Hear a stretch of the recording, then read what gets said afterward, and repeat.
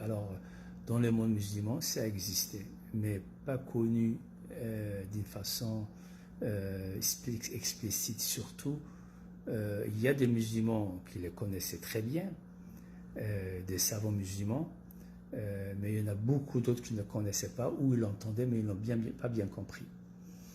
Dans le monde musulman, ceux qui le connaissaient bien, la psychothérapie ou la santé mentale, c'est Ibn Sina, Ibn Rushd, et puis d'autres savants qui le connaissaient bien aussi. Le prophète sallallahu alayhi wa sallam,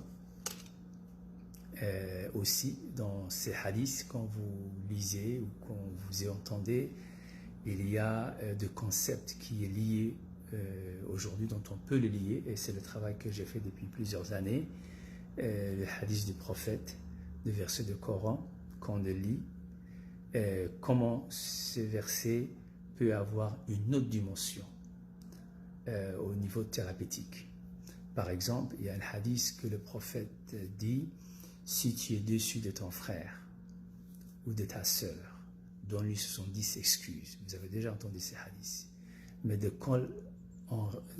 quel registre que ces hadiths rentrent aujourd'hui, dans notre monde actuel, de ce qu'on appelle la psychologie moderne ou la psychothérapie? Donc c'est une question que je vous le pose. Bon, je vais vous donner la réponse. Ça rentre dans un concept de la psychologie moderne ou surtout de la thérapie émotivo-rationnelle dans lequel je suis spécialisé. Ça rentre de ce qu'on appelle la page blanche ou le non-jugement. Quand aujourd'hui en Europe, aux États-Unis, on vous embauche pour un emploi, il y a un concept depuis 10 ans maintenant que le milieu du travail, pour éviter ce qu'on appelle l'harcèlement ou d'autres choses, que les gens mettent l'accent. Et des fois, au début, on te dit voilà les conditions pour le milieu du travail, c'est le non-jugement. Exactement. Donc le non-jugement, c'est ce que le prophète, dans ses hadiths, avait mentionné. Si tu es déçu de ton frère ou de ta sœur, donne-lui 70 excuses. Et si vous ne le connaissez pas, aucune de ça, donne-lui une ou celle que vous ne la connaissez pas. Donc c'est le non-jugement. Donc c'est une attitude de non-jugement. Quelque chose qui est associé à ça, c'est quelque chose qu'on appelle aussi l'empathie. L'empathie aussi, c'est le non-jugement. Donc c'est une attitude que les gens peuvent adopter, surtout les professionnels, les thérapeutes ou d'autres. Et donc c'est le non-jugement. Quand il aide quelqu'un, tu n'es pas là pour le juger. Tu es là pour écouter de façon objective. Alors ça, c'est un exemple que je donne. Et quand le prophète a eu le message, il était choqué, comme beaucoup de narrations racontent. Et quand il est venu voir son épouse Khadija, il était anxieux, il y avait beaucoup de sueur, il tremblait, il avait froid, et il lui avait demandé de la couvrir. Donc il était en état de panique. Donc ça, c'est un exemple aussi que le prophète était dans tous ces états, dans ce qui lui a effrayé lors de la révélation. Et quand il est venu, Khadija radiallahu anha, d'abord, qu'est-ce qu'elle a fait? Donc c'est des techniques de thérapie, donc aujourd'hui, la thérapie moderne dont on peut qualifier. Elle a fait une technique qu'on appelle l'accueil. Donc elle a accueilli avec elle n'était pas en état émotionnel, donc elle a accueilli, elle a couvert, elle a calmé. Une fois que le prophète s'est calmé, là elle lui a donné une autre chose. Donc elle a parlé avec le prophète. Et puis elle a écouté avec son jugement. Puis après qu'elle a écouté avec son jugement, là elle est venue comme thérapeute. Donc Khadija, ce qu'elle a fait, c'est une technique de thérapie. Là, quand elle a écouté le prophète, puis là elle est venue à donner des réponses à ses inquiétudes. Le prophète pensait qu'il a été touché par le shaitan. Et là, elle lui dit non, tu n'es pas quelqu'un que le shaitan touche. Et là, elle lui a donné tous ses bons caractères qu'il avait. Donc, tu n'es pas quelqu'un que le shaitan touche. Donc, elle a rassuré, elle a renforcé sa confiance et sa compétence, comme quoi c'est un être digne et que le shaitan ne peut pas le toucher. Elle a convaincu de ce sens-là. Et puis, une troisième chose, elle lui a donné, elle est allée s'informer à un spécialiste, Waraqa, qui était son oncle, qui était un homme versé dans la religion, qui était chrétien à l'époque. Et là, il lui est allé s'informer. Et là, il lui a dit, oui, c'est vrai, dans la Bible, on nous parle de tel prophète. Alors, voilà. Donc, elle a accueilli, elle a écouté, une écoute active, empathique, son jugement. Après qu'elle a écouté, elle a donné des pistes de solutions, avec information à l'appui. Elle s'est informée. Voilà. Donc, c'est un exemple que l'approche de la thérapeutique que moi je voulais faire sortir ici un peu, selon l'histoire du prophète, elle existait longtemps. Mais malheureusement aujourd'hui, le musulman réagit plus émotionnellement que intelligemment. Donc c'est pour ça que vous voyez des gens qui expriment leur colère d'une façon inhumaine. Exactement. Donc l'objectif ici, c'est ces 4 choses que je vais toucher. Le premier, c'est l'amour. Donc, et l'objectif, comme j'ai déjà donné la description là en français, que je pense que vous allez lire, je n'ai pas envie de le lire pour gagner du temps parce que je me suis donné 10-15 minutes. L'objectif de cette intervention, c'est nettoyer le cœur. Parce que le cœur, c'est la partie la plus importante du corps. Que notre prophète avait dit, quand cette partie est malade, tout le corps est malade.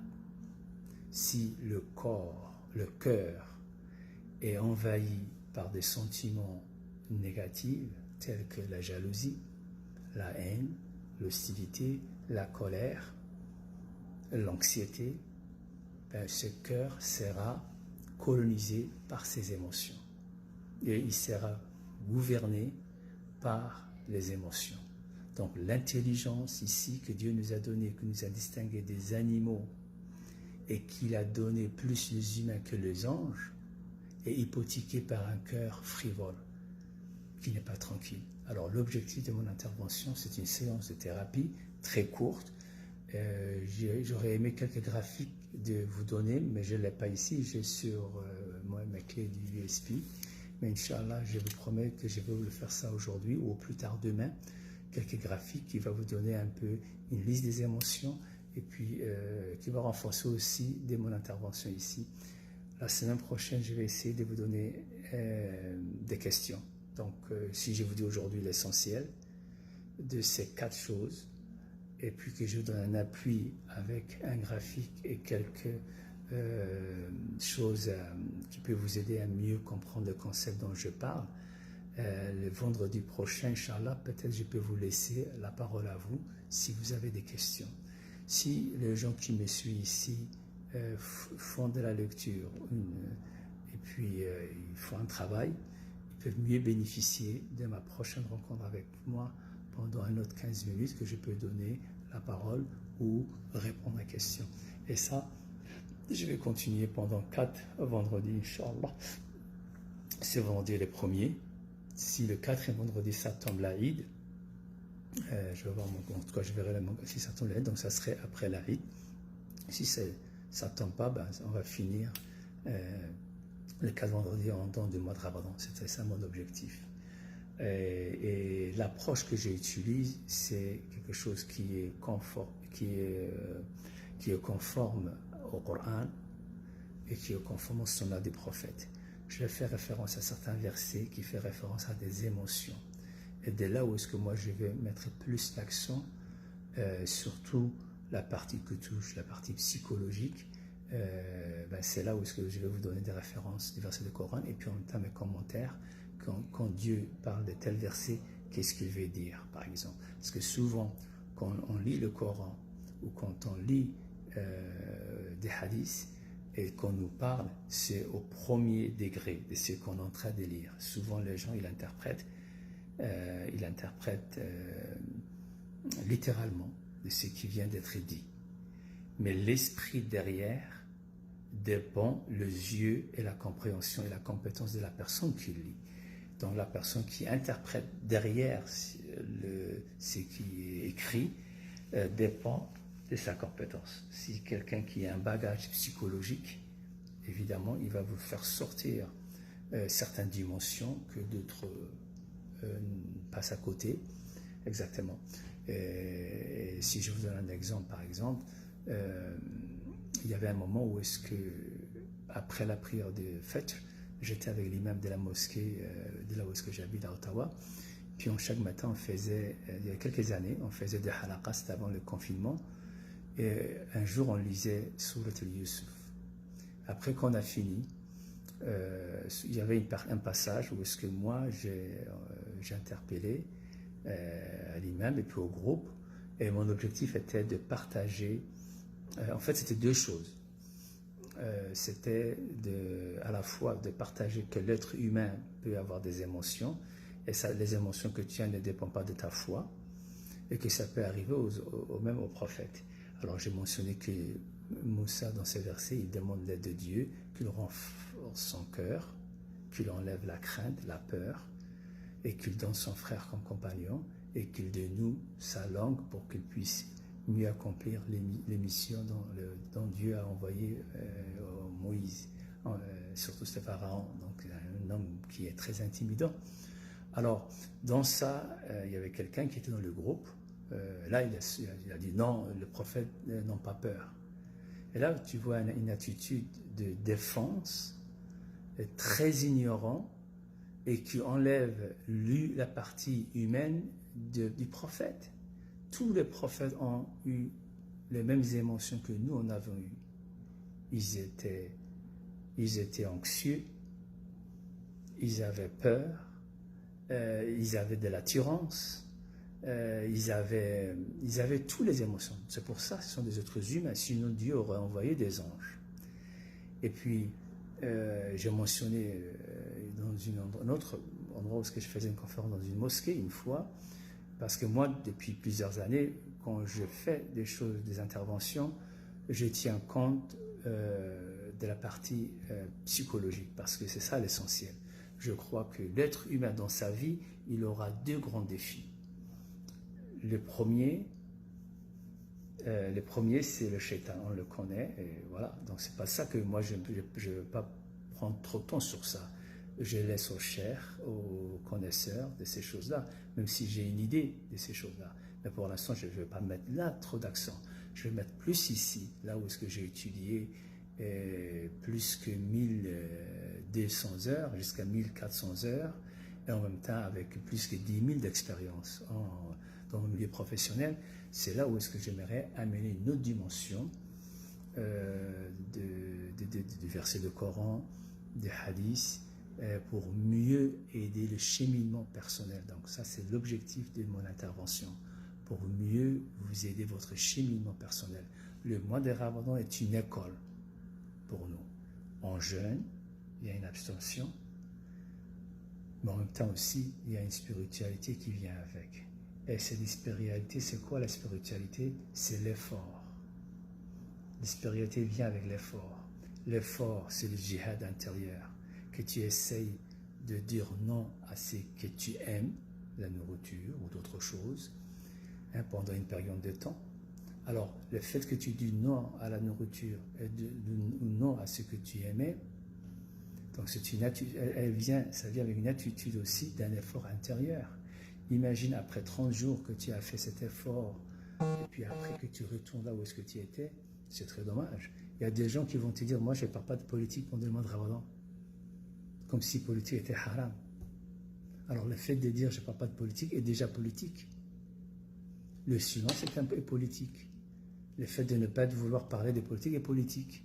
Donc les gens ils confondent que le mois de Ramadan est un mois de confinement, pas physique, mais mental et verbal sur certaines choses.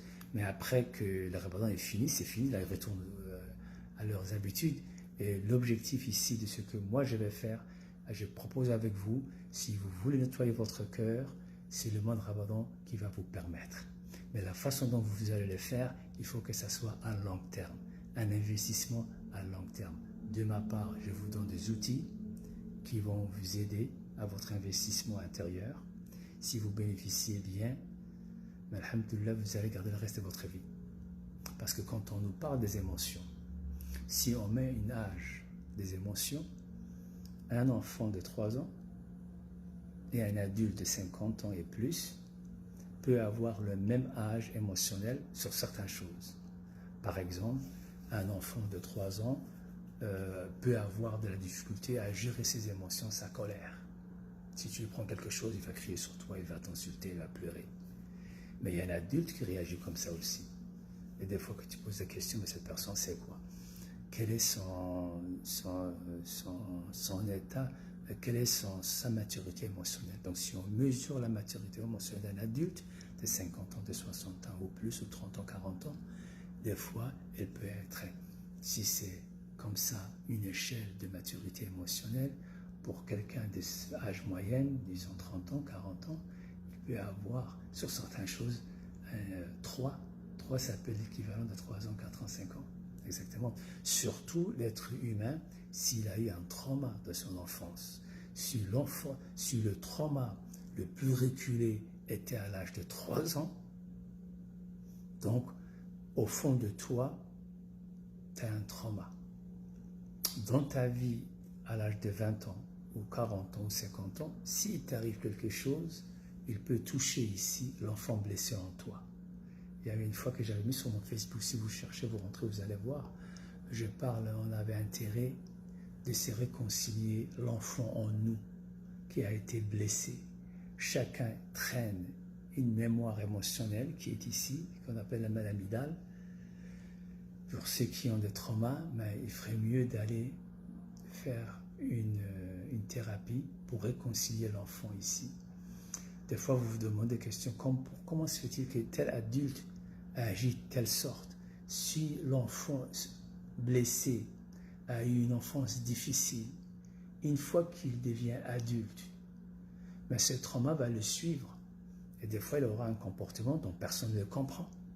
C'est pour ça que des gens très intelligents au niveau intellectuel, qui ont des très hauts niveaux, mais quand même, ils peuvent commettre des choses qui sont vraiment banales et qui peuvent même faire perdre leur carrière. Et là, vous vous demandez, mais comment se fait-il?